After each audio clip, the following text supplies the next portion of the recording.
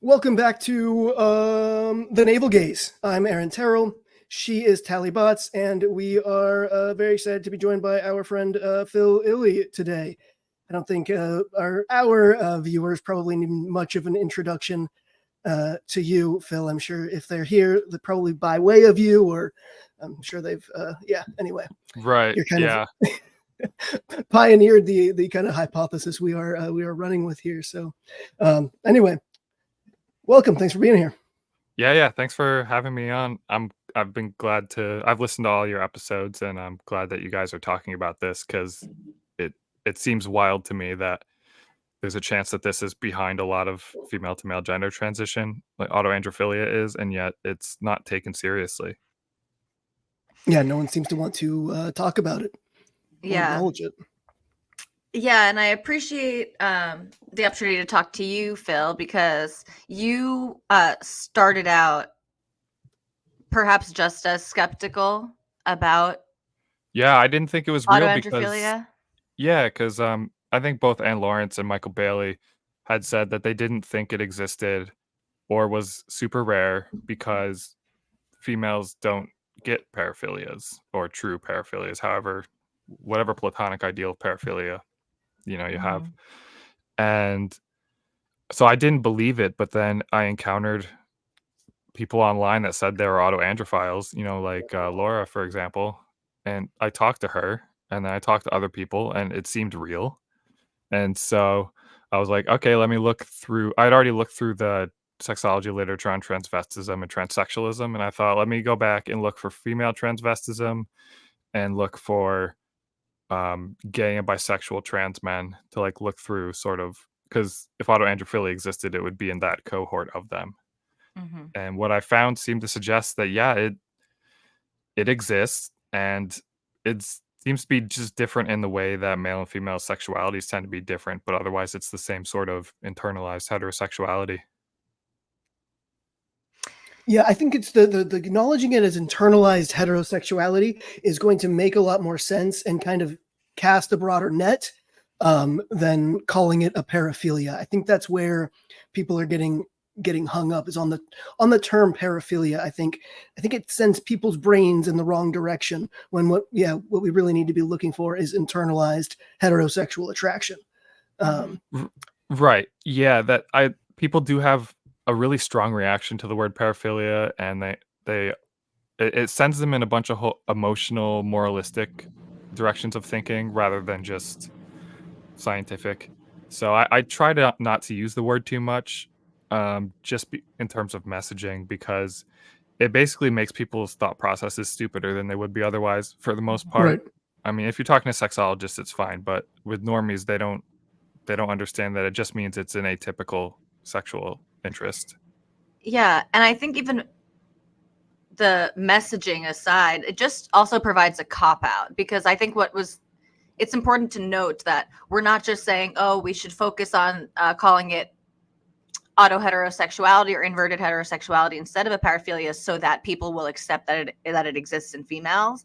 But what I always come back to is what compelled me that AAP might exist was seeing the diversity of AGP presentations. And there are a lot of AGPs, a lot of males for whom they don't identify it as a paraphilia for them. They seem obviously to people like us to be of the AGP etiology in their, gender issues, but it doesn't feel like fetish to them. Basically, it doesn't feel like a paraphilia. And so I don't actually think it's helpful in understanding the phenomenon, but I'm not personally so averse to the label. But maybe that's because no one's trying to call me paraphile, so that could be that.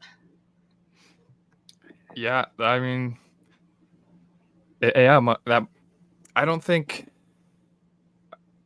Yeah, it makes sense that you're not too averse to it. I mean, because no one's going to be like, you're a paraphilic homosexual, But you might be. People don't consider me a homosexual.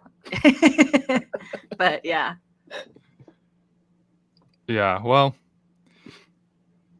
yeah, I don't know what they consider you, but I think Cavan put it really well when he said that at first.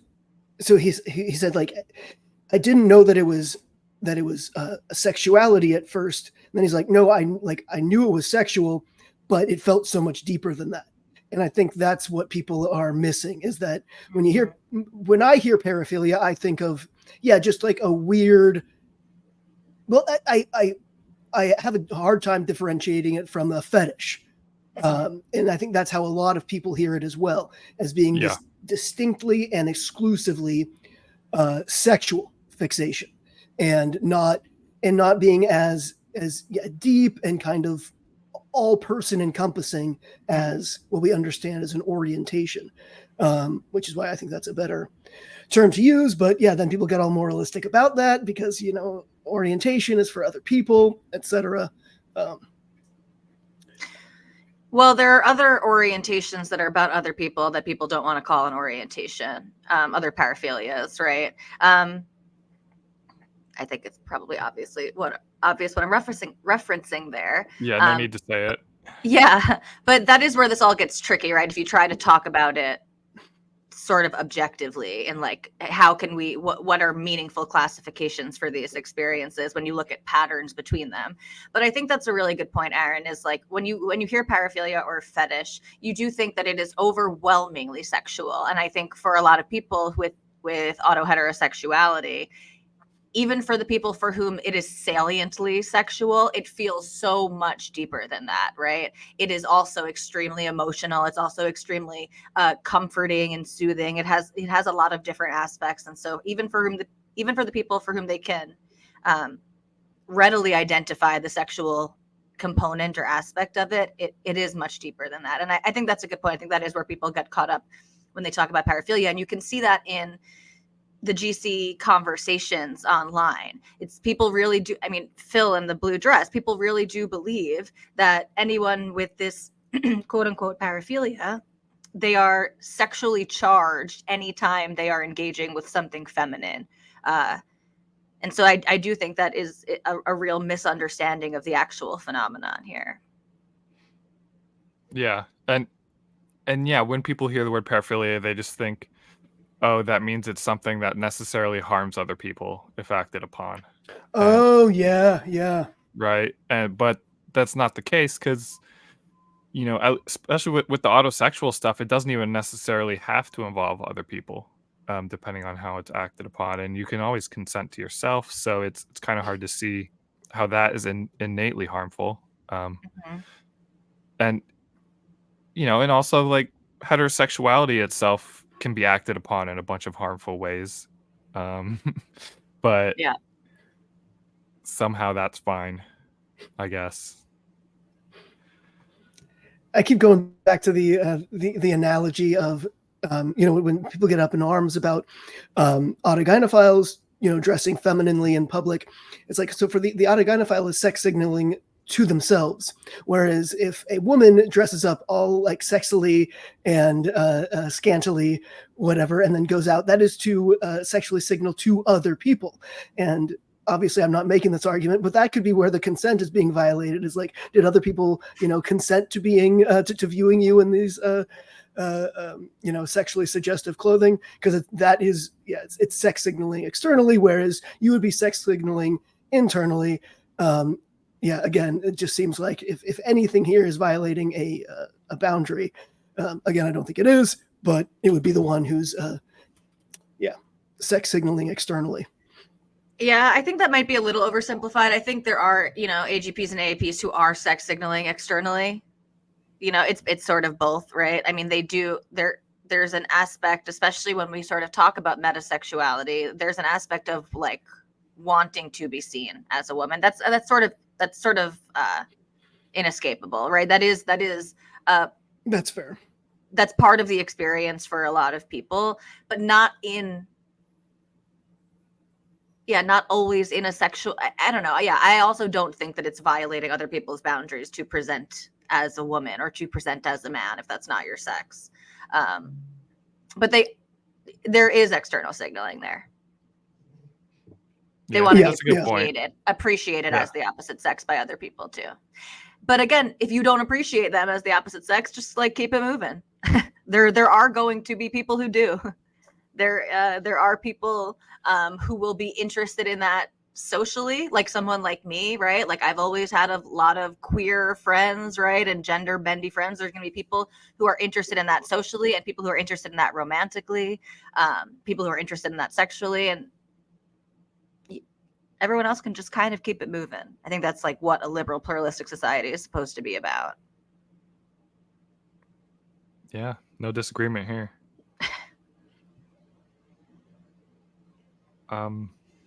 So I was thinking, would it be cool if I sort of like lay out an argument for like why it's likely that autoandrophilia exists? Yes, please do. Or We've been saying Yeah. that for months now. So yeah. So I guess one of the strongest signs of it, besides like there being recorded narratives of females saying that they get turned on by being male, like aside from that, is that there in the other forms of internalized sexual attraction, like the other forms of erotic target identity inversion, like transabled, trans species, trans race, etc. There are females that have those types of trans identity that within erotic target identity inversion theory, like when males have like say identify as an amputee or identify as being another age, this is explained within erotic target identity aversion theory as internalized sexual attraction, and they get a, the theory explains it for males, but it has so far not included females. But the females participate in those same subcultures and report the same types of dysphoria, and some of them, when it's been measured, some of them also report sexuality associated with being that type of thing they identify as. And if females do not have the capacity to have erotic target identity inversion, then what you would need like multiple other explanations to make sense of why some females identify as transabled, some as trans race, some as trans species, etc. Like you would need a different explanation for each of these different types of trans identity. And whereas if females can have internalized sexual attractions, just broadly speaking, like if that sort of internalization glitch happens with female sexual orientation as well, then that alone could explain all of these different types of trans identity among females. So it's like basically if females can have erotic target identity inversion, that's the simplest explanation for a whole wide variety of things, including a lot of the non-homosexual FTMs. That they're not the homosexual type, so they're another type. Are they ROGD or are they autoandrophilic? Who knows? But I do notice that among those other rare types of trans identity, the females that have them, they're uncommon. They have uncommonly high rates of transgenderism as well, in terms of like FTMs that want to be amputees or feel themselves to be animals. That basically transgender identity is more prevalent among people with rarer types of trans identity, and so to me that implies that the same internalization mechanism is at play there, like that could explain that overlap. Did that make sense? It did, and I'm inclined to agree. I want to push back a little bit, sort of devil's advocate, but to just sort of flesh out some of the criticism or some of the alternative hypotheses that people make. So it seems like there are people who believe that this phenomenon in females is easier explained by social contagion more broadly, and that females are really relationally influenced, and they take on the people around them, their problems and their feelings and things like this. And so that the fact that you see females more likely to have a transgender and other type of trans identity could just be because they are like already predisposed to taking on all of these other things. They are much more socially influenceable, I guess would be one. I think that's what we hear from kind of like Bailey, for example. That seems to be one of his major reservation, is that he feels like there's no evidence that this is anything but social influence in the females. Right. And I guess something that makes me think that's not too likely is that these sort of rare types of trans identities are typically things that do not increase your social status. That there's not really a clear social win here. Why would a female, unless part of her orientation made her want to, say, be an amputee or become paralyzed or be an animal, like, basically couldn't they just make friends in some other subculture than these sort of subcultures that sort of like are ridiculed by a lot of people? And like there's a lot of ways to make friends that don't make you look like a freak. And it yeah, I guess that's sort of the thing with the social contagion explanation there, is it's not clear to me why they wouldn't just pick a more socially acceptable form of identity and community.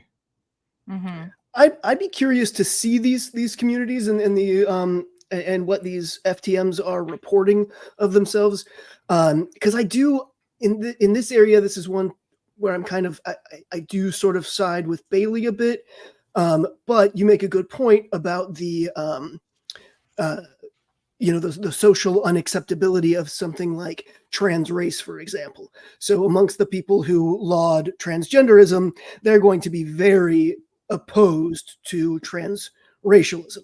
Yeah. And also the I'm not so sure about the whole disability thing, just because I think they of would how, be pretty opposed to trans. There's a clear sort of appropriation of, or like psychosomatic issues going on here where people like manifest disabilities. People were just talking about this on Twitter yesterday. Right. But I all All do the the think that like glitches and everything. right, but I do think saying I identify as disabled, right, or like I really feel like I'm not supposed to have this leg would not be acceptable in mainstream transgender communities. I think the only one that's sort of acceptable is the furry stuff. And it seems like Yeah. because that might be the second largest one and the overlap is too much to ignore. And so like there are just people have been willing to accept that in a way that I think they're obviously not ready to accept transracialism or transableism. Yeah. I would Yeah. agree that the furries are definitely more accepted in terms of the other types of trans identity. but I agree in general that that they do require so many different explanations. Mhm. That can just be quite easily understood as a target inversion. And I really don't understand why. And again, I think it's the clinging to the whole paraphilia semantics. It's like, I don't know why would a male be capable of a target inversion and a female not capable of it? Like that's also part of Because it it's that doesn't really make paraphilic. sense. Because it's paraphilic. Like that's sort of why the people that argue against it would say that females can't get it, is because that the inversion itself is paraphilic in nature. Right, but every study on, maybe I shouldn't say every, most paraphilia studies find at least like 15 to 20% of their sample endorsing these things to be female. So it's always come out that it's non-zero, basically, right? That it's a much Right. Yeah, it's smaller always non-zero. population. Right. So I don't see how that's a very compelling argument, that because it's a paraphilia, therefore it can't exist in females. Right. And I mean, obviously I don't think that's a compelling argument either, because like you said, the paraphilia prevalence surveys, when both sexes are asked about various paraphilic interests, males, of course, report it more frequently and at greater intensity, but nonetheless, there's some females that report paraphilic sexual interest too. And Mhm. I've in the surveys that have asked about specifically cross-gender eroticism, whether it's cross-dressing or cross-gender fantasy, all of the ones I've looked at, the that have both sexes, some females report sexual interest in either cross-dressing or sexually being a man. And yeah, it's just really interesting to me that even though the females, they tend to be about half, endorse these measures about half as often as the males do. That's I think that's still like half as often is still much too prevalent to like discount it or say it doesn't exist. Mhm. Yeah, I think another thing with the social contagion aspect is a lot of these ones that go beyond transgender or trans species, let's say, even a lot of trans species ones, people are very secretive about it, right? They're Yeah. it's shame inducing might be too strong of a word for some of these people, but they keep it within the subculture, the community where they feel understood and accepted and surrounded by their people. But it is a pretty private experience for a lot of people. One piece of pushback that you see very frequently from, I guess, mostly males, since when we're talking about autoheterosexuality, we're just mostly talking about males. But this idea of being, aroused by the idea of being the opposite sex sexually, trans people et al. Will say that this is just sort of the experience of having the opposite sex brain, right? Or if you identify as the opposite sex, then of course in your fantasies you're going to have the opposite sex body. Yeah. So why do you think that's indicative of some type of identity inversion, some type of erotic target location error, and not just sort of like a less, I guess, sexually charged body mapping of like how you see yourself, and then that's how you will also see yourself sexually? I guess part of why I don't find it convincing is that with the other types of trans identity that are supposedly caused by erotic target identity inversion, like trans species, for example, I don't see those arguments come up in any of these other domains. It's just within the transgender domain that the argument comes up that, of course, a transsexual would naturally see themselves as the other sex, whereas this doesn't seem to extend to the argument that, like, oh, of course, a trans wolf would see themselves as a wolf, or trans dragon Mhm. would see themselves as a dragon. Um, I just don't find it convincing that that someone can just uh, see themselves as something else in their sexual fantasies and like consistently as something else, and it doesn't, and that identity just kind of came from nowhere, that it wasn't some inborn thing. Um, Right, yeah, because I guess if it's not yeah, go sexual on. in origin, it would need a different origin, right? And that's what we can't find. Right, one or more other origins to Mhm. explain all these, because like said, there's like a great diversity of expression among like autogynephiles, for example, and there just seems to be such a great diversity of expression regardless of the Mhm. type of trans identity or the sex of the person experiencing it. And you would Mhm. need a whole bunch of different explanations to make sense of these seemingly disparate phenomena Yeah. if you didn't, without erotic target identity inversion theory, there's no simple explanation. Whereas our erotic target identity inversion theory is already pretty solidly demonstrated for males. Mhm. Um, and all And all I'm basically saying is that like this brain quirk happens in females too, which is like in terms of a number of moving parts in the scientific explanation, it's a very small, it's very simple. I'm just saying that this similar thing happens in females. Yeah, I think that's why I find it so compelling. It really does seem to be the most parsimonious explanation, which is what you're looking for in science. Because otherwise, like you said, you have to reach for all of these different explanations. Because even when people think they really landed on it, people go for trauma, people go for porn exposure, right? And then you're always faced with, okay, but what about the person who didn't experience any type of trauma, right? And grew up Amish without access to the internet, right? And because there are always those examples. There are always, like you said, everyone has a different story and experience. And so yeah, you end up needing all of these different things, like these sort of psychodynamic explanations about like shame and like attaching sexual meaning to something as a child and that sticking with you. But they don't allow the erotic target location error to come first, right? They all sort of maintain that it's some external pressure or force or event that sort of triggers Right. the AGP traits, as people are like to call them. Right. But yeah, I think people like to have a narrative. Like we just naturally think in terms of story and narrative. And when people are trying to figure out how to explain these feelings, they look back through their life and they think about these experiences that stood out as important to them. Mm-hmm. And they create a story from these remembered fragments that they tell themselves about who they are.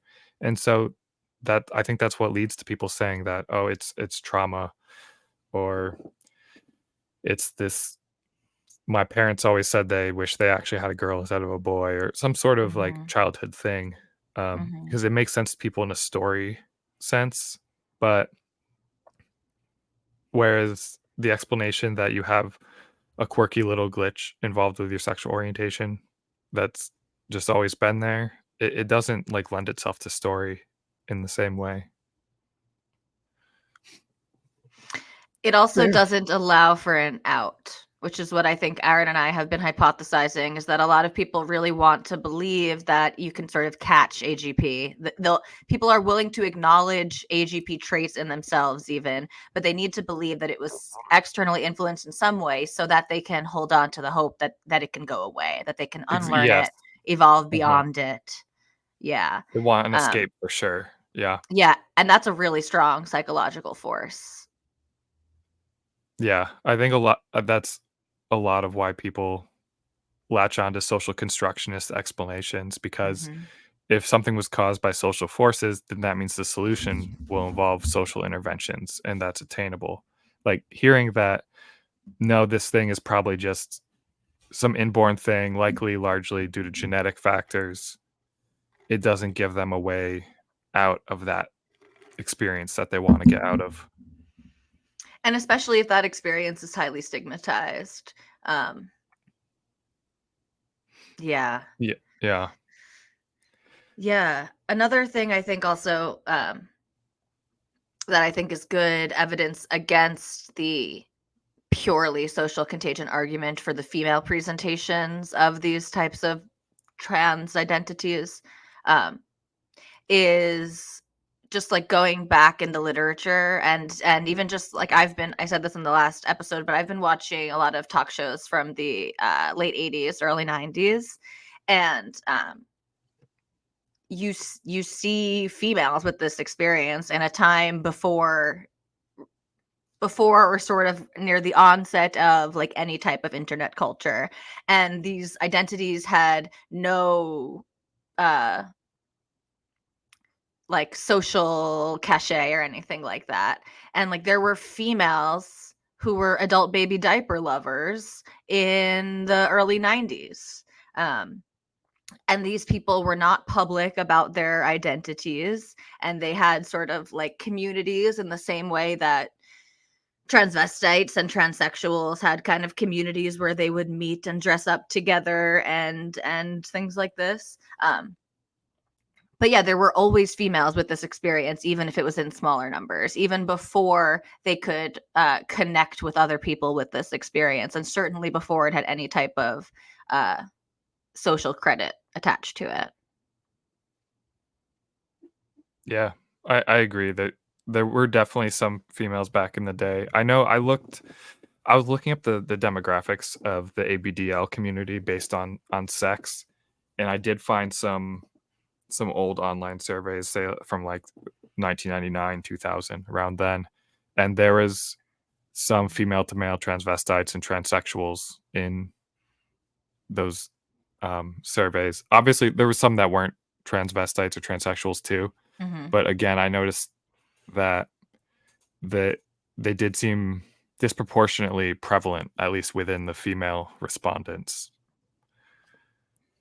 And Yeah, it yeah, seemed like, according to the talk shows that I was watching, there was a male ABDL who was also a lifelong crossdresser, who was also into other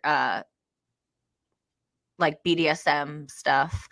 There were other, as we know, that paraphilias cluster, right? So there were other things going on in that person. And I think for people who aren't maybe familiar with your book, one of the most, I think, compelling arguments that transgenderism and cross-sex identity, it comes from AGP and is sort of part of this larger group of erotic target identity inversions, is looking at these other types of trans. That's both very compelling because you see the same patterns, right? And you see the way that it's functioning, even like the dysphoria and some of the phantom experiences and accommodating their body around body parts of other animals. All of this stuff is really compelling and extremely controversial, because the people who want to make this sort of like as normal and vanilla and friendly as possible for good and understandable reason, don't want to be associated with the people who are sexually aroused by thinking of themselves as a dragon, or so motivated to amputate their leg, because of their sexual interest in amputees. yeah. I mean, it definitely.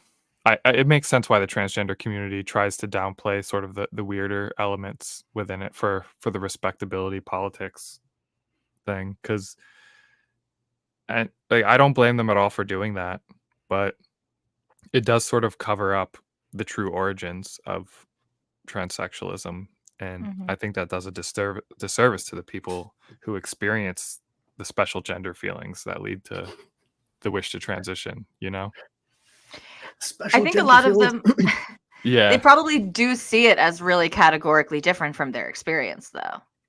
And yeah, society has sort of reinforced that, right? By saying that sex and gender is actually this spectrum, right? And we're all much closer, obviously a female is much closer to a male than a human is to a wolf, right? And that is true. And so I think it's easy to separate themselves. Like there's a convincing enough argument. I'm not convinced by it, but it's like there's a lot of like facial validity to the argument that these things are so characteristically different that they don't make sense to group together. But it's when you look at the underlying experience, the things that people are less forthcoming about, that you see the patterns across these experiences. yeah. The developmental onset is similar, sort of the age at which they first notice the feelings, the age at which the eroticism comes to the forefront, just the fact that over that type of cross identity tends to strengthen over a couple decades, if someone has the attraction strong enough. Like just the same overall pattern of cross identity development seems to happen regardless of whether it's transgender or trans race or trans species.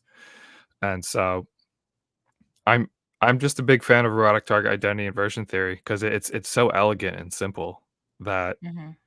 there's this weird quirk that routes part of your sexual attractions inward and makes you get attached to being like whatever it is you're attracted to, and that this explains all the different types of trans identity, basically, except for homosexual transsexualism, and then, other types of transracialism. Like, aside from those, like, it's pretty much all caused by this internalized attraction. Why is transracialism different? Oh, because there's also there's a transracial adoption type of transrace identity, like where a black or an Asian kid gets adopted by white parents, and they feel like culturally they fit in with white people, but then, just genetically they don't. So that's one type of transracialism. And historically, there's also sort of an oppression-based type of transracialism where if someone can pass, like most famously, like during the slave era, if a black person was born particularly pale and could pass as white, they could then live as white, right? Mhm. And so that's like also another type of transracialism. So that's why I think there's like at least three types, because it's pretty established that there's the transracial adoption. I collected some preliminary data showing that there's also a type of trans race associated with attraction to being another race. And there's also those historical examples of escaping oppression. So it seems like, Mhm. there's a few different types of transracialism. But Mhm. again, there's the autosexual type included as one of them. Like for each type of trans identity that exists, one of the types is going to be autosexual. Mhm. The other two you mentioned actually do kind of sound analogous to the HSTS experience. But do you want to kind of give us kind of run down some of the examples or the kind of anecdotes that you ran into that made you realize that Oh, AAP is, is causing a lot of female transition? yeah. Like I said, I first talked to Laura Reynolds, and then I also talked to another couple autoandrophiles, just like Zoom conversations. And then I went into the literature and I found some of the cases I found that I talk about quite frequently are there's Elsa B from I think it's called A Case of Transvestitism, but this is a female to male transvestite who was seeking to they wanted to get papers from a psychologist so that they could receive police permission to dress as a man in everyday life. And so in this person's particular narrative, they described how when they dressed up in a suit and saw themselves in the mirror for the first time, they got really turned on by it. And I think they even said their first orgasm occurred while wearing that suit. Um, and whenever they saw penis, they would wish to cut it off and take it for themselves, like that they would want it for themselves. And they would have when they would have erotic dreams, they would be a man in those dreams. And what they said about their everyday life is that they used to be really distressed about their sex, but over time, they've by dressing as a man and being spiritually male, like having an identity as being male, they've gradually been able to forget the fact that they're female, and that has alleviated much of their distress. So that's one example. Um, there's also Mr. G, which is uh, this is an amazing case. I recommend anyone listening, if you want to see an amazing case. It's published in Stoller's Splitting: A Case of Female Masculinity. Came out in '73. This book it's primarily just full of transcripts from sessions with this one patient. And Mr. G had um basically he dressed like a he dressed like a bad boy. He would wear like Levi's and manly boots and then like I think a white t-shirt.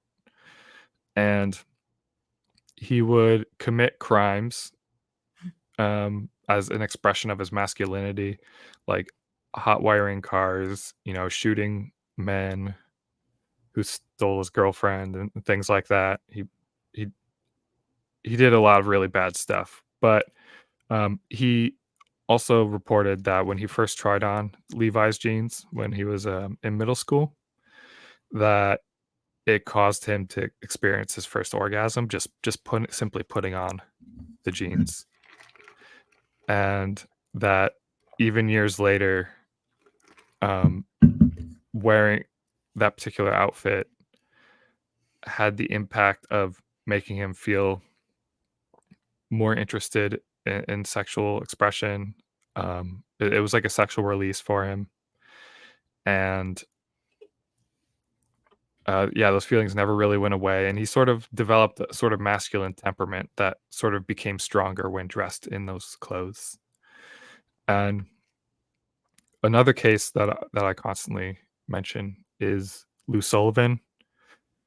His diaries are quite extensive, and it's been published as "We Both Laughed in Pleasure," I think is the title, and it has basically the highlights of Lou Sullivan's diaries from age 10 up to when he died. And there's entries in there where he says that, it's almost like he dresses like his boyfriend because it's almost like a fetish to be him. Or that, when he struck out at the bar and couldn't find a guy to hook up with, he could nonetheless go home and in his bed pretend to be a boy making love to himself. And that was a way, even though it wasn't as good as being able to find a guy to hook up with, it was still like sort of scratching the itch. And he also made some remarks about how if he got a mastectomy, how he'd be such a pig and he would never cover up again, and he'd like have to beat off 24/7. But which he obviously didn't actually do once he got the mastectomy. Like, we know this, he's published things in that time, so it wasn't beating off 24/7. But yeah, he expressed that there was clear sexual interest in being a man. He particularly wanted to be a homosexual man, and he was particularly attracted to homosexual men simply because they were men who were attracted to men. And I remember that. Yeah. What I mean was Like, that was me exactly. Yeah. Yeah. Oh, right. Yeah, I was wondering if you're talking about Yep. reading Lou Sullivan's letters or personal experience. No, but just being especially attracted to gay men because they were attracted to men. Not simply out of like a meta thing, but it was just like there was something they were more attractive just knowing that they were attracted to men. Yeah. Exactly. And yeah, so which is meta.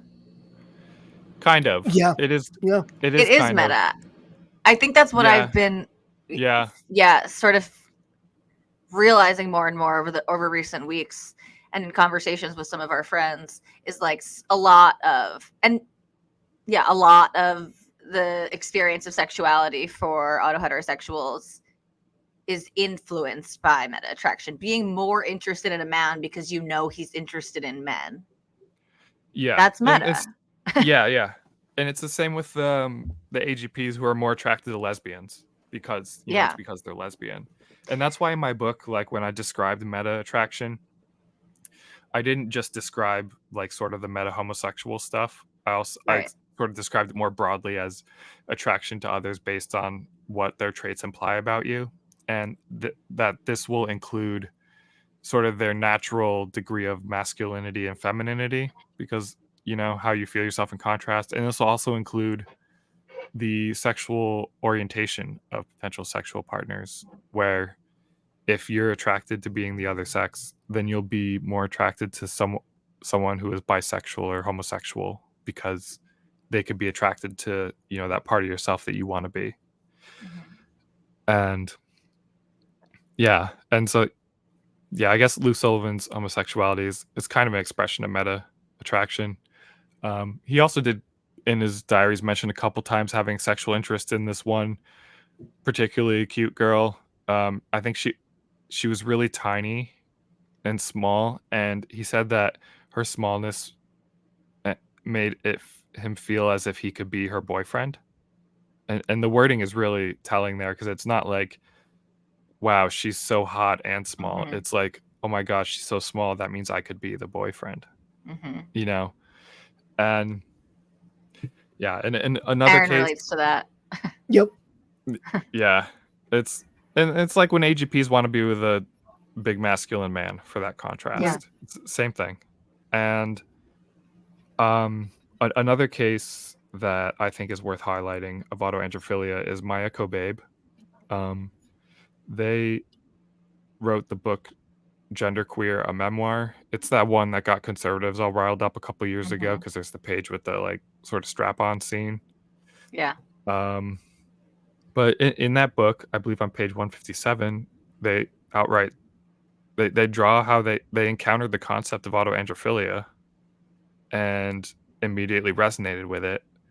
And in a later scene, they just, when they're showing how they're describing to a potential sexual partner their sexual interests and sort of like what they're into, they think they said my main kink is autoandrophilia.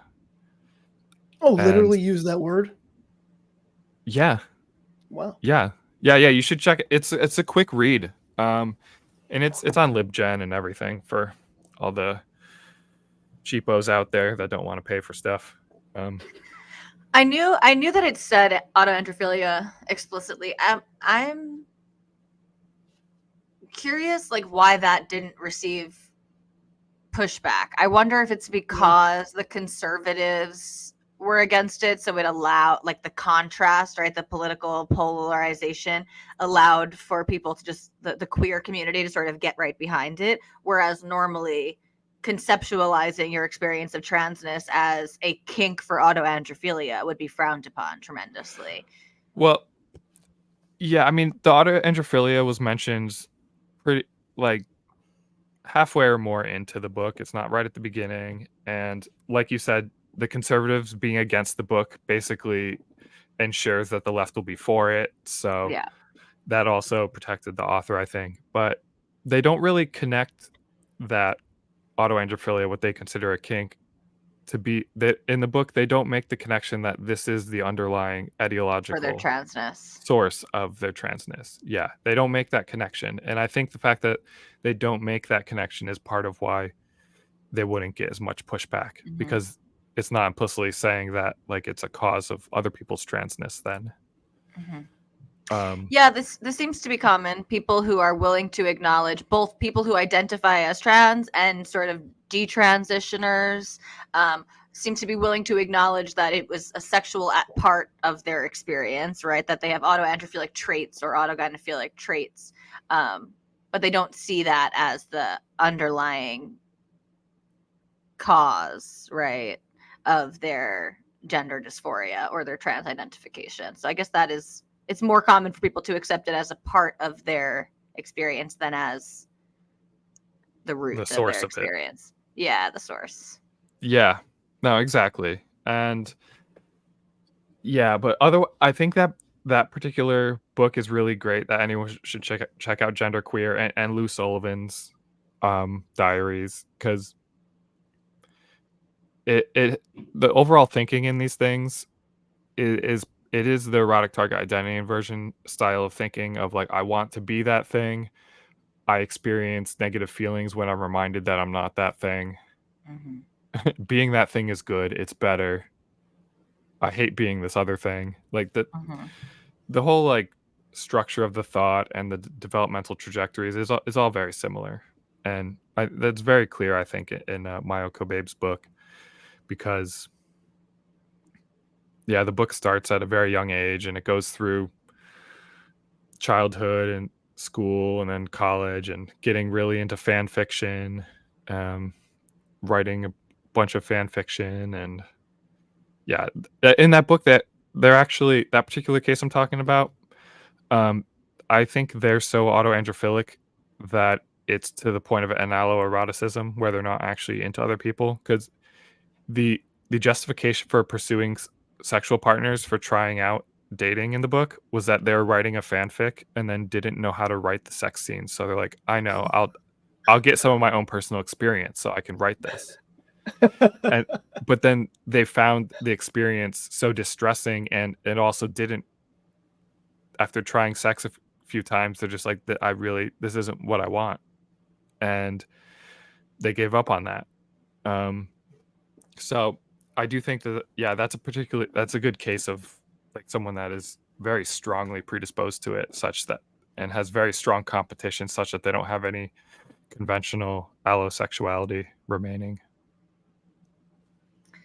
So a question that I have for both of you, and this is something that I talked about last episode that I would like to talk to Laura about too. How do you guys make the distinction between autohomoeroticism and autoandrophilia?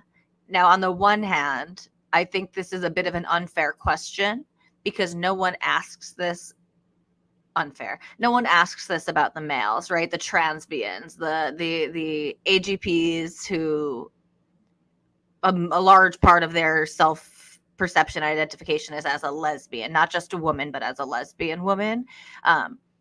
We don't say, well, is this truly AGP or is this Autosapphoeroticism. autosapphoeroticism? But Yeah. how do you make that distinction in the females? Like if for some of these females, it's really about being a gay man and fascination with gay men and gay male relationships. How do you distinguish that from autoandrophilia? I mean, as you know, I think it is just autoandrophilia, but Me too.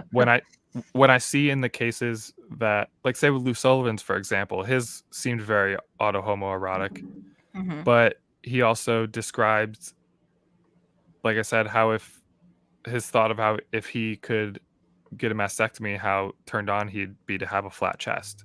You know, that's nothing about social interactions there. That's just him having a body that he's attracted to.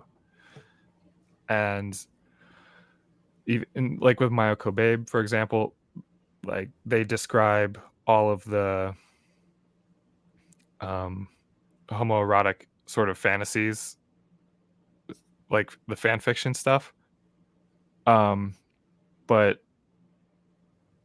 they also all the other stuff they describe in terms of dysphoria and just their overall style of thinking of how, you know, like even for a bit in high school, how they would imagine, like daydream about having a male gender bendy complementary version of themselves that was their lost twin, you know, like there's it's I just see the same structure of thought. And so the way I discern what, like, I guess like it's like I said, whenever it's they're expressing things that aren't strictly about being a gay man, but like say if it's about, you know, just about having the clothes or the body, you know, one of the other aspects of embodiment, then I would think that that would sort of indicate that the homoeroticism explanation is insufficient for explaining these other parts of the experience, whereas the autoandrophilia explanation is much broader and can encompass all of the observed things. Yeah, I of course agree. And I also believe that AHE is just a facet or a manifestation of AAP. And what I think they were so fundamentally getting wrong is that I don't think that the butch lesbians were having a distinctly different experience than what they deemed the auto homoerotics, because I think in both cases what this was is AAP meta attraction, metasexuality. So a female who desires to be male and is using relationships with other people to manifest that masculine identity. And so either Gay they could do men that, yes, with and specifically gay men or women, is you Yeah. can manifest the masculinity through, you know, the more feminine gay man or the more feminine female partner. So I think in both instances, they were observing the same phenomenon, and they just made the mistake of assuming that a female analog to HSTS explained the butch lesbians. And I don't think it did. I think, in both the AHEs and the majority of the butch lesbians, this was, AAP metasexuality, because you're going to see metasexuality informing females' behavior much more strongly and consistently than you would in males who are less, whose sexuality is less relationally driven and is less adaptable, less malleable. So Yeah, that's the Yeah. crux of why I believe it was the same phenomenon manifesting differently.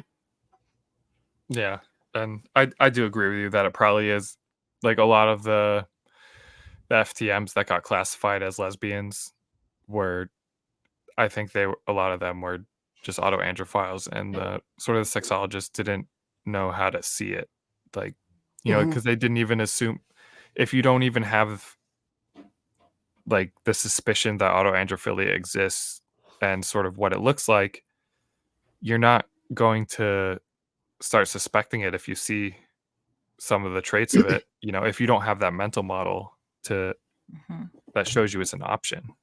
Mhm. Yeah, and they were just far fewer in number. So they had less information to go about to make meaning Mhm. of the data and of the different cases in front of them. Yeah, well, they were fewer number, and also they were more strictly homosexual in terms of their demographics, at least how they reported their sexuality. And so the non-homosexuals were so infrequent that it like wasn't worth considering what's going on with them. And I think that sort of created a self-perpetuating cycle where the FTMs would read the literature and see that, oh, there's only a homosexual type, and then they go into the clinic Report and they say I'm homosexuality. homosexual. It's the same thing the AGPs did. Mhm. Mhm.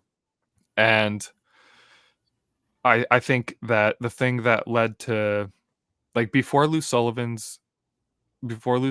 was, more widely known and his influence was felt among trans men.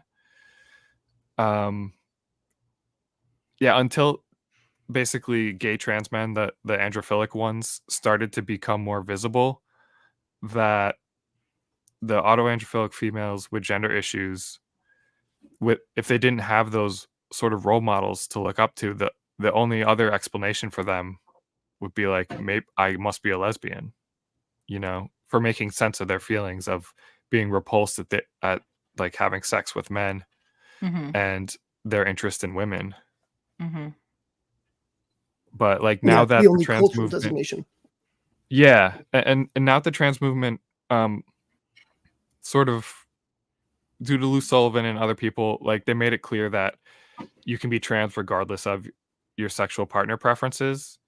I think it's now much more clear in the data that clinics and survey um, administrators find that a lot of the FTMs report non-homosexual attractions or sexual identities consistent with being non-homosexual. And I think it was probably always this way, but they just didn't. It was a different cultural environment and it shaped their sexuality different and also shaped how they would report their sexuality. Mhm. Yep. Like for example, um, like there used to be like fag hags, for example. As th- I know that label's not really kosher anymore, but when I was looking into autoandrophilia, I did find some old papers about fag hags, and the sort of their descriptions of their sexuality, at least in this one paper I found, some of them talked about how they were lesbians, but they would occasionally get to say like participate in gay male eroticism, say with fisting, for example, getting to fist a guy. And even though they consider themselves mostly lesbian, that like 10% of their getting to be with men was like really important to them.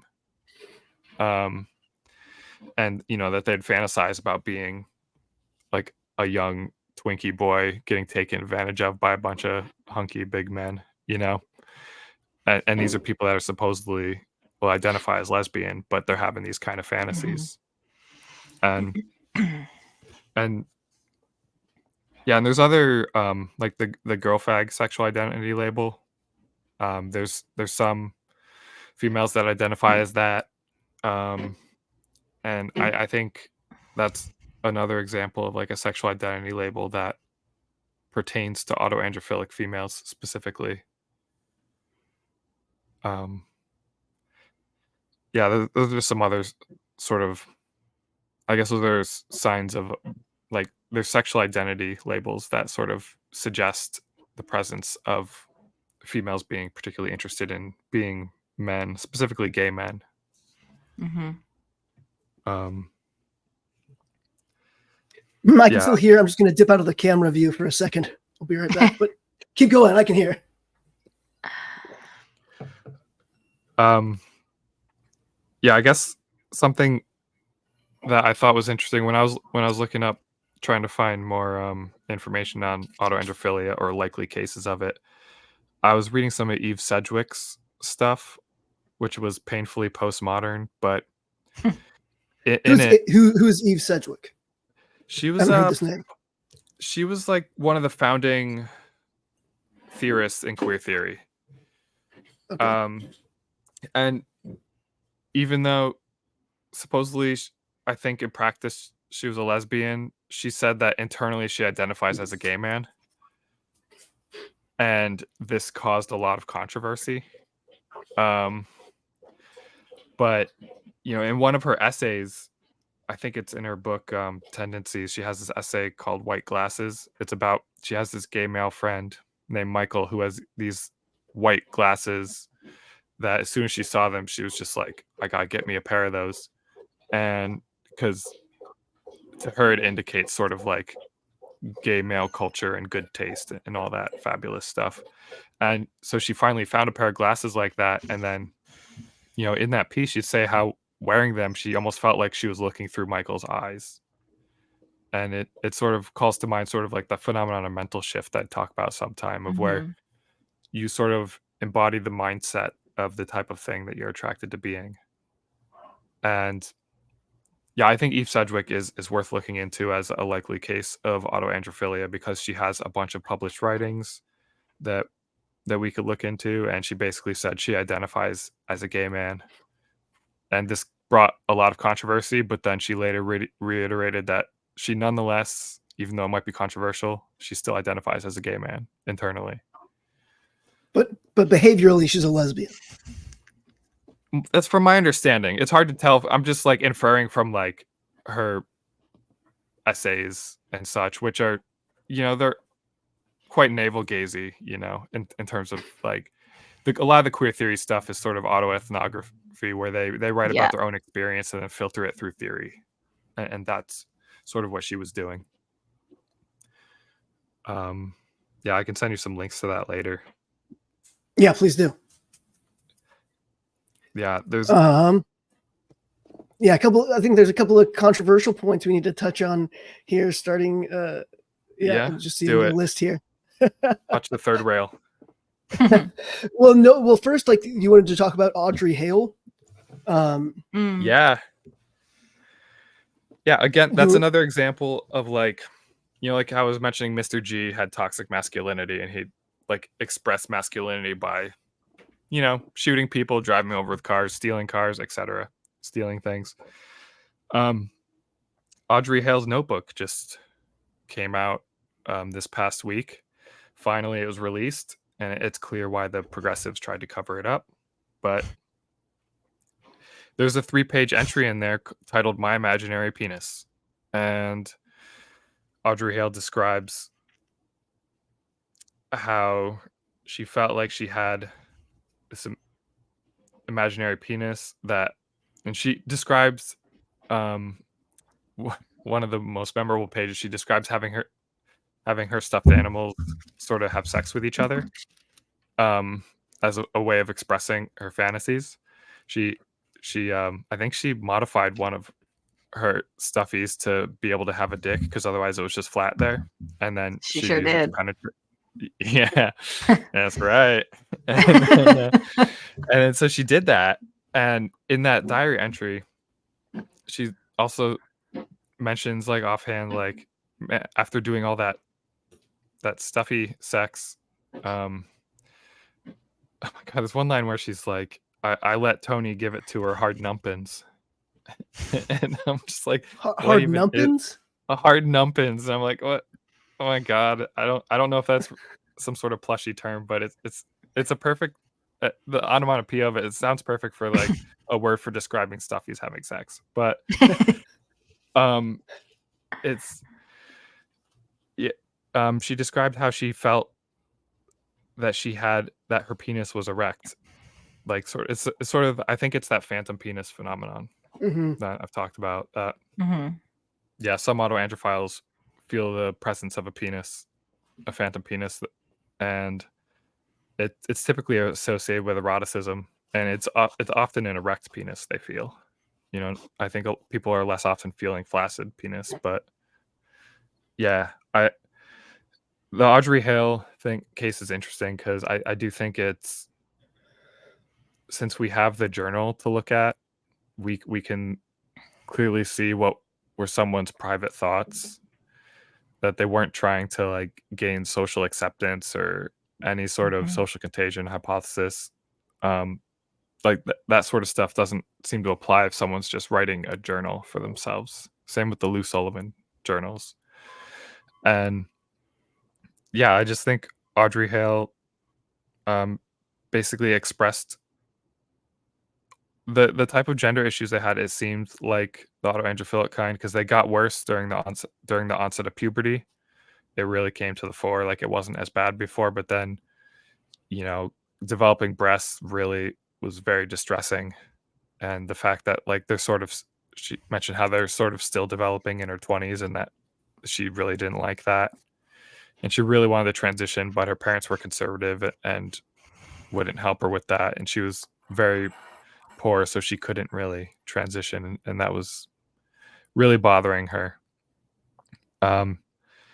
Yeah, I think it's important Yeah. to state the obvious, which is she was both autoandrophilic and disturbed, right? It's not the autoandrophilia that there's no direct link between autoandrophilia and shooting up a I don't know what the rules are on YouTube. Yeah, and committing heinous crimes And like that. unaliving people in school. Unaliving people in school. I hate Yeah, this yeah. corny language so much. I really hate it. I hate listening to other people say it, but yeah. It like makes conversations childish. It's like if we're trying to talk about something meaningfully and like with care too, and then we have to. Yeah. Anyway, sorry. That was a. Yeah. No, I mean, that's a good point. Divergence I think it Yeah. triggered Tolly. Yeah. Yeah. When I'm saying Audrey Hale was autoandrophilic, it doesn't mean that I think that the decision to exercise Second Amendment rights in a school setting was a justified course of action. Right. I think it just is an explanation for her gender issues in particular. Mhm. Just narrowly, that it explains her gender issues, but it doesn't explain why she was overall so mentally unwell. Yeah, I think Audrey Hale and her journal coming out provided a bit of a Rorschach test to people in the gender critical movement. I saw some people like Eva Karlova, who's a Canadian lesbian activist. She commented pretty quickly and was like, "Yeah, no, this is not a lesbian experience that I'm reading about in these pages." But many other people were very quick to say, like, this was a lesbian. This was a woman who was so like overwhelmed by sort of like the homophobia of her conservative family, and she was living in this trans affirming culture, and so that's how she made sense of her experience. And they'll point to like, look, she's talking about wanting to have sex with girls. This is obviously a lesbian. Whereas to people like us reading this, it's like the references to women are all basically about their assholes, which are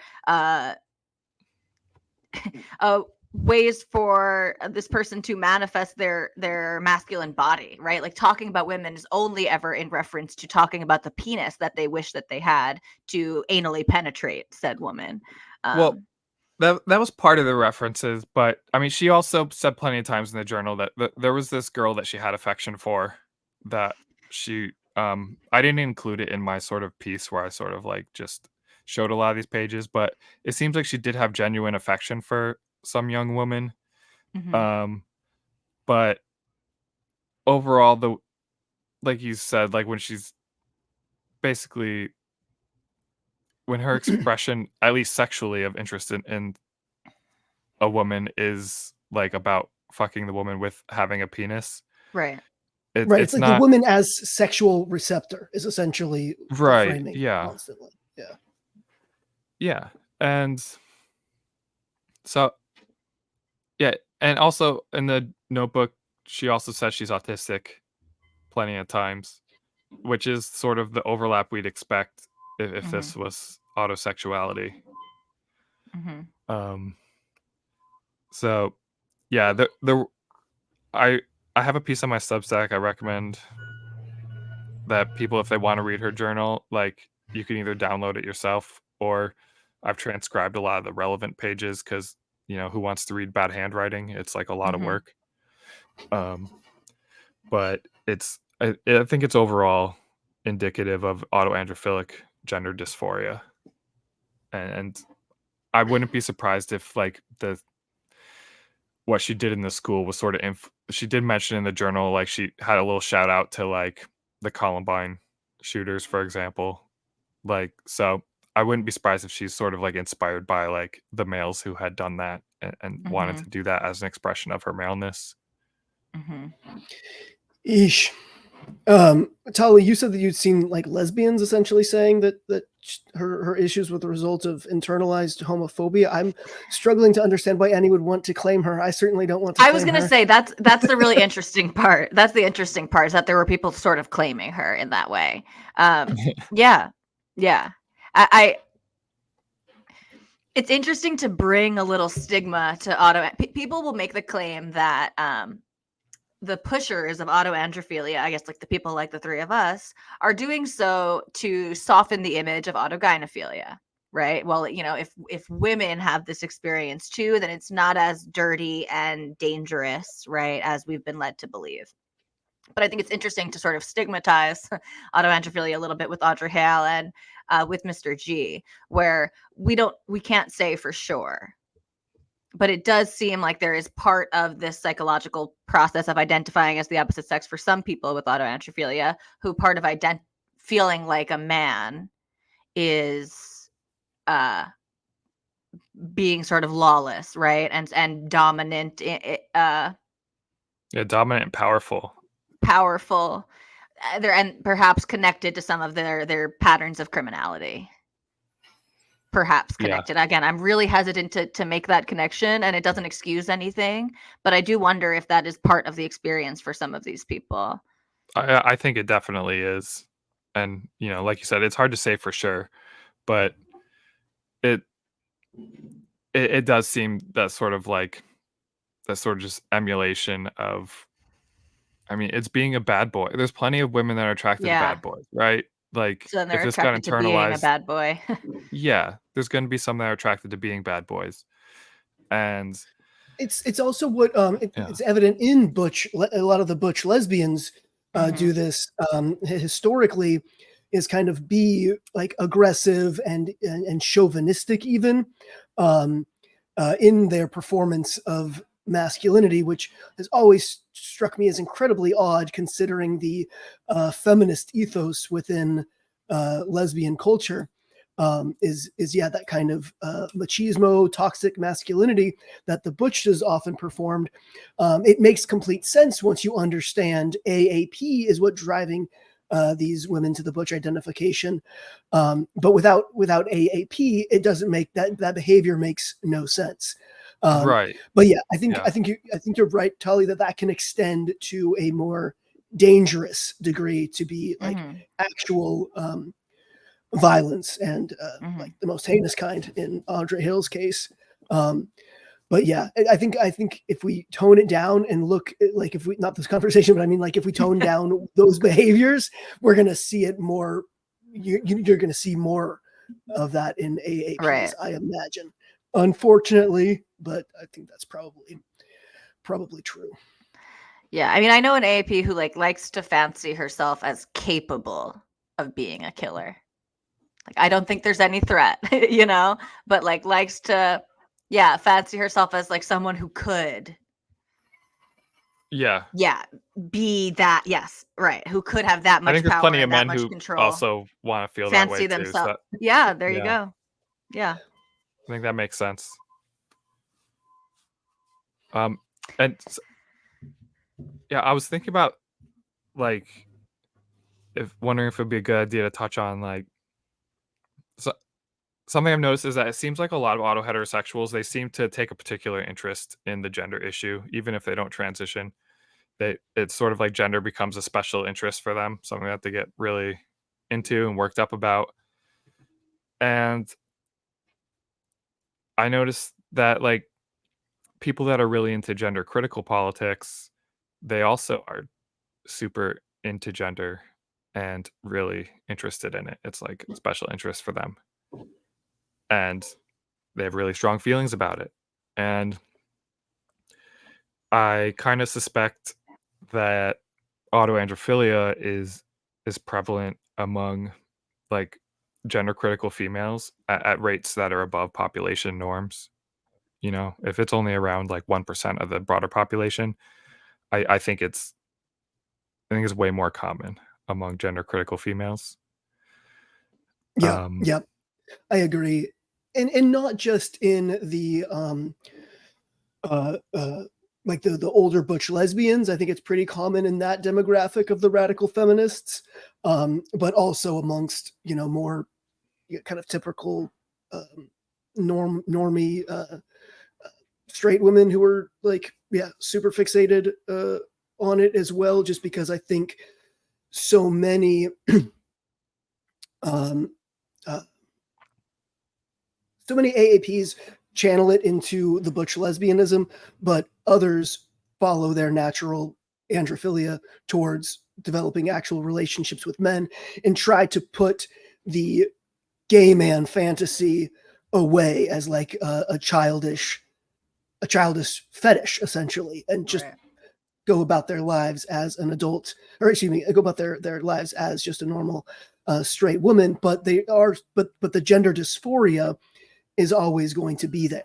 And I think there's going to be kind of like potentially an animosity towards people who do transition. And I wonder if a lot of the kind of uh, kind of the venom behind the special interest has to do with that. And a lot of the way a lot of the gender critical women talk about transition is almost like, well, of course, everyone would want to be the opposite sex, and it's mhm. like, Mm-hmm. are you sure about that? Like, I don't know. It just seems like there's projection going on there, I guess. I think Right. the puberty conversation really like made that kind of clear to me. Is like there's Mm, this, right, like of course young girls especially, right, are like trying to escape womanhood and are so afraid of their puberty.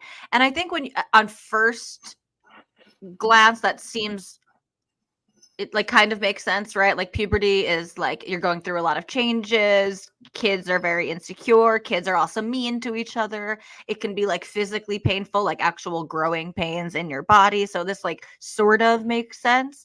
But then I'm thinking about it and like, well, I mean, like I was very excited to become an adult woman, I always wanted to be an adult. I wanted to be a woman, right? I was like, I wanted to be taken more seriously. I wanted to have a woman's body. So then it made me start wondering, like, really? Like, and then you start listening to people saying, well, yeah, puberty is horrible and traumatizing sort of for all girls, right? And like developing breasts and like becoming a sexualized object is horrifying. I quite liked I think for most females, like there's you do want to be objectified to a certain extent. I know that's a bit of a controversial thing to say. But like by someone who you're attracted to, right? Or to like I just think that that's not such a such a universally horrifying experience.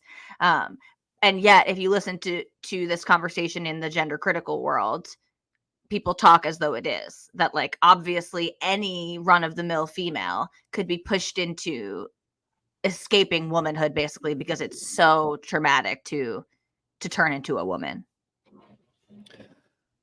I sort of agree with you, but I do want to push back on part of that because I think you do have a unique experience in that, Fair. if we're correct, in that you do have Yeah. auto Thanks for homosexuality, saying it. right? Yeah. So, So people don't want to really. Okay, I mean, fair. I appreciate this. yeah, And this is obviously, you're talking to two auto heterosexuals here, so we can't talk about the normal experience of puberty. But True. But yeah, I do wonder if you're looking Fine. forward to it is unique in to a certain degree. We don't know how much. We're still waiting to hear, but Right. And not even so much that I was looking forward to puberty, but like, yeah, becoming womanly was a positive experience. You know, I was stoked on it. Yeah, Even I bet though you there were. are yeah. Yeah. Um okay, good point. I Yeah. suspect for most it's going to be somewhere in the middle, you know. Okay. Yeah. Yeah, I mean, and when I bring this up, I'm not trying to say like all gender critical females are autoandrophilic. That's obviously, I'm not saying that. Just that the obsession with gender and like both of you were saying, the sort of like horror at the idea of puberty, like how they have experience where during puberty they found it awful. Um, it it does sound like the way they describe it. It sounds worse than how I've heard other groups of women describe it. Um, and I And I kind of also do wonder. wonder though, is there an element of hyperbole in there as well because they're making the case about saving the children? So I wonder if there could be Right. part of that Yeah. is hyperbolic essentially. But yeah, sorry, I Yeah. interrupted. Go on. It's hard to know, but I also think that's part of the sort of the interest in radical feminism among some gender criticals. I think Mhm. for say like for if there's a female that is experiencing autoandrophilic gender dysphoria, there might be some comfort in an ideology that tells them that men are bad, you know, to try to convince themselves you don't actually want to be that thing, you know, that No, desire you have, like that's silly, don't, you know. And I've talked about this a lot that there is serious appeal in radical feminist misandry, right? Because it yeah, tells it's constantly saying how terrible men are and how great women are. And of course, if you're somebody who's trying to repress a desire to be male, you know, here you're going to seek out this message, right? And or certain types. And we do see a lot of detransitioners who dated men even while they were trans. They considered themselves a gay trans man, and then they detransition, and they find the radical feminist ideology, and they identify then as a lesbian, and yeah, then they kind of reframe their past trans experience as this really kind of mentally gymnastic internalized homophobia. But I think it is because the radical feminist philosophy is basically a tool for repression, and it's just yeah. it is a useful framework for someone that's trying to repress, for sure. Mhm. Yeah. Yeah, it sort of reminds me of the difference between when you see how like transvestites will tend to play down the benefits of transition and the transsexuals will play them up, you know. Mhm. Like depending on whether you're like trying to not go through medical transition or you want to pursue it, you're gonna evaluate things in a different way to sort of bolster whatever sort of path you want to take. Definitely. And Yeah. yeah, uh, yeah, I'm glad we touched on that gender critical thing because it's frustrating sometimes when I'm seeing them talk amongst each other and they'll be talking about how they're a butch lesbian. And it's like, well, don't you have a history with some men? Like, I'm in trouble. Like, you would think a Yeah. butch lesbian would be very only into women if they're supposedly like very naturally masculine. Yeah. Well, that's where I was saying in the beginning of this conversation, right? People don't consider me homosexual. And again, I don't really care. Like I say that I'm functionally a lesbian. I have what feels like an authentic preference, strong preference for females, for women. But right, I don't like deny the fact that I have a history with men that I don't regret, that I wasn't actively repulsed by, that I was not like consciously repressing or anything like that. But I do think that's where like so much of this gets lost. And yeah, there's a meaningful distinction in the sexual orientation label that people take on, their identity, and their actual sexual behaviors. And we've collapsed those things. And I think like when we're talking about males, that it's going to be a little cleaner, basically. Like the people who are reporting same-sex attraction are going to be more likely to be pervasively homosexual. That's not a great 2 words put together, pervasively homosexual. But yeah, I just we some of the most famous and prominent butch lesbians are people who were married and had children with men. And that's feels, especially in 2024, you know, in our modern society, that feels like characteristically different from the experience of homosexuality in males. Yeah, for sure. There's very few of them dating women to have as like a beard, for example. Yeah, and the so much of what I interpret or I'm informed by is people's kind of emotional reaction to certain statements. And when I'm sure you both remember when I can't remember what podcast she was on, but Stella O'Malley had said that a lot of lesbians get a sexual charge to appearing masculine or dressing masculinely. And so many butch lesbians just lost their minds. And there was just like this campaign, a renewed anti-Stella campaign about how homophobic that was. And it just seemed completely over the top. And especially since so many of those well, actually, the lesbian in particular who launched the crusade, she agreed with me that AAP exists in some butch lesbians. So it made even less sense that she would be saying how homophobic this was of Stella to say. But I think it is just there's this insecurity about the butch lesbian experience being at all analogous to the evil blue dress scandal experience. And that's where they, it's just that over the top emotional reactivity and kind of defensiveness that makes me, the lady doth protest too much. Yeah, exactly. That it's the intense reaction to it that is especially suspicious, because you would think that if that they would be interested in the possibility that, oh, hey, maybe there's this other thing that's causing gender issues, and if we understand it, then we can help alleviate the gender issues among the people who have it, by understanding it. But instead, they just want to sweep it under the rug and play it down and ignore it in sort of a really over the top way, which reminds me, it's just overall quite similar to how a lot of transsexuals treated the autogynephilia theory. Yeah.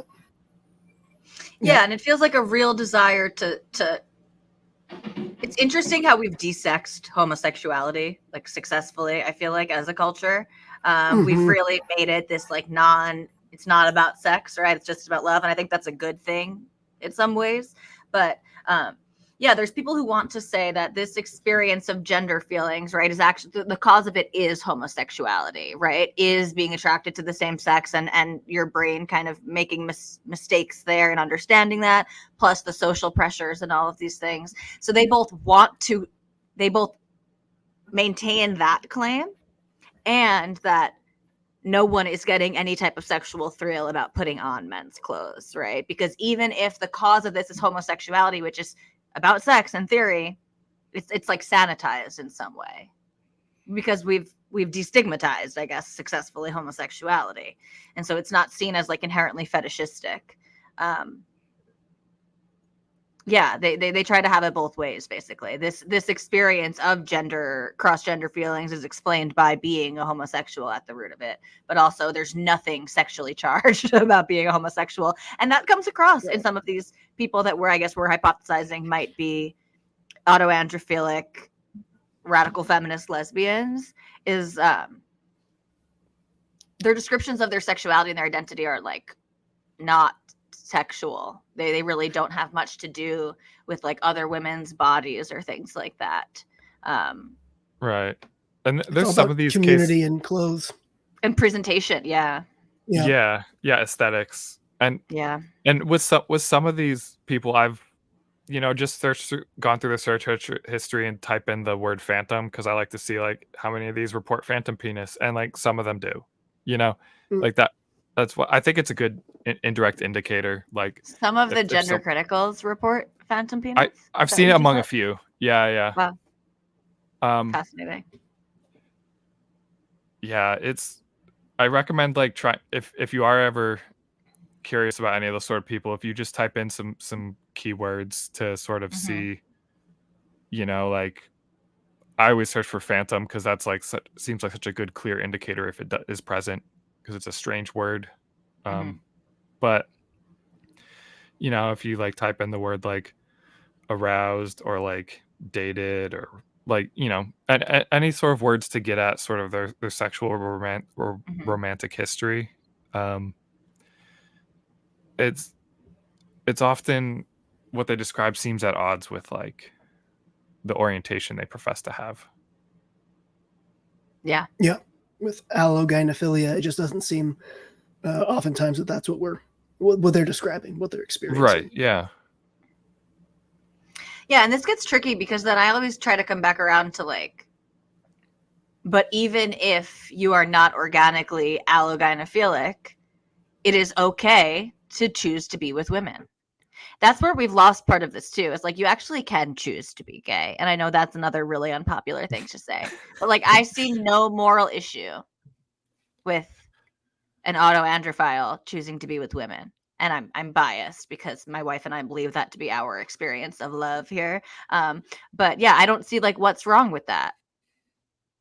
There isn't, and I think that's an issue. Is a lot of times people, when they think of meta attraction, they think it means it can't lead to a genuine relationship or genuine Yeah. attraction, and I think that's part of the hostility towards Hmm. the sort of auto-heterosexuality hypothesis.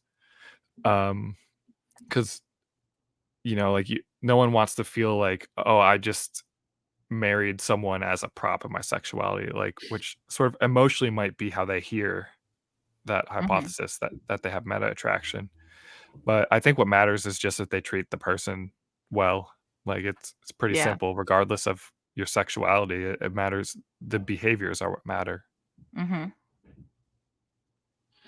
Right.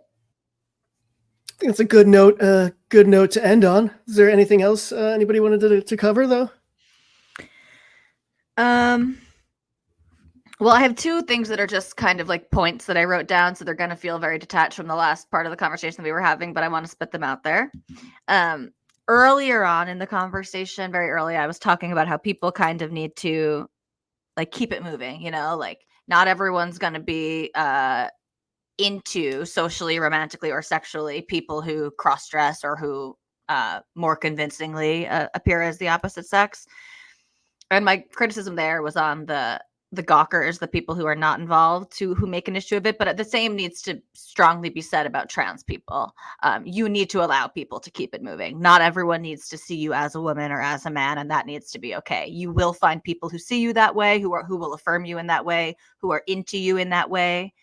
But not everyone is going to. And that same emphasis needs to be put on the individuals with the gender issues, is that you don't have control about how other people are going to see you and interact with you. And you need to allow them to keep it moving. You can't place so much emphasis on trying to get people to see things the way that you see them. Right. It's authoritarian to do that, and It's impossible. authoritarian. Yes. And impossible. And Yeah. impossible. And the impossibility, I think, is something that's important to emphasize, because you're just going to make yourself miserable because you will Mhm. never Yeah. achieve it. In the same way as like people, this is a real tangent, but people who want to like get to a racism free world, it's impossible. And so you're always going to be, you're never going to reach that end goal, and you're going to make yourself pretty miserable focusing on it that much. And the second thing is, we were talking about mental shifts. And I think like clothing and dressing like your trans identity can give you access to that mental shift. And then I think, like you Yeah. said, Phil, over time, especially as you dress that way more consistently, that just sort of becomes how you see yourself and live and feel. But as I was recently watching the adult baby diaper lovers on the talk shows in 1991 and 92, they it's so clear that we're talking about a very similar phenomenon here when they talk about the way that they feel when they dress up as babies. They feel, for some of them, they're talking about how it's explicitly sexual. For others, they're saying how it's not. It's very just comforting and soothing. It's how they can relax. It's how they can like feel calm, basically. And then others who are talking about how like when I put this on, I get to be like I get to be more in touch with my child like self, which is enthusiastic and silly, right? And a little bit uninhibited. And so it's a very similar experience as you'll hear when people talk about their gendered mental shifts, right? Like I feel confident and powerful and dominant, right? When I'm in my mental shift as a man. These people are feeling, yeah, silly and uninhibited and freer when they're dressing up as children. Yeah. Controversial, but it feels obviously similar. No, it is. And the Therians, they feel more animalistic when they're in their mental shifts. Yeah. Yeah. Yeah, I guess just to sort of close it up, I think autoandrophilia is real. I think there's a lot of non-homosexual FTMs who we need an explanation for what causes them. ROGD and AAP are the two leading explanations. And that there's several sort of like, if autoandrophilia did exist, we would expect to see things like, some women reporting sexual interest in cross-dressing or cross-gender fantasy, which we do find in surveys. We would expect to find first-person narratives of them describing sexual interest in those things. We'd also expect to see that in communities of like adult baby diaper lovers, for example, that there's going to be some females in those communities, and that sort of transgender identity is going to be uncommonly prevalent among them. And so I think if you combine all these sort of things, it seems pretty obvious that the simplest explanation is just that females can have internalized sexual attraction as well. No arguments here. Awesome. Thank you, Phil. Thanks for your time, Phil. This was very cool. Yeah, thanks for having me, guys. All right, take care, everybody.